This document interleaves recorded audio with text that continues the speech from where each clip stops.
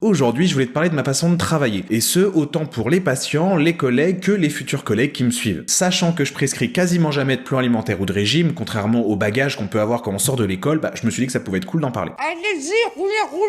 Et on va notamment pouvoir parler d'une application qui s'appelle Mon Suivi Diète. Ça fait plusieurs mois que je l'utilise et sincèrement, elle m'aide beaucoup dans mon travail et en plus les retours des patients sont top. C'est une application qui est gratuite pour le patient, qui peut avoir directement sur son téléphone, avec une plateforme de messages sécurisée, mais qui n'est pas une énième application de flicage, parce que sinon tu te doutes que j'en aurais pas parlé. À savoir que vu que je travaille principalement sur le comportement alimentaire, on va pas se contenter de la question qu'est-ce que je mange, mais on va beaucoup mettre l'accent sur pourquoi je mange. Ceux qui sont adeptes des TCC sont familiers avec ce principe, celui d'aller travailler les compétences attentionnelles du patient. Notamment grâce aux outils de tracking. Par exemple, un tracking physiologique où on va aller faire des exos autour de certaines sensations alimentaires.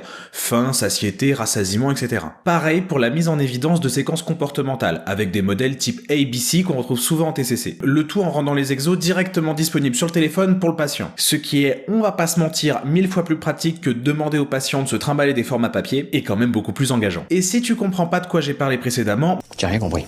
Justement, un des trucs qui est pratique avec cette appli, c'est ses ressources. Que ce soit des guides d'utilisation, mais surtout des masterclass d'autres professionnels qui peuvent nous aider, nous les diètes, à étoffer nos pratiques et à échanger. Évidemment, on est bien d'accord, ça remplace pas les formations, c'est pas le but. Et il y aurait encore plein d'autres trucs à dire, donc je te ferai d'autres vidéos sur le sujet, mais en attendant, j'espère que celle-là t'a plu.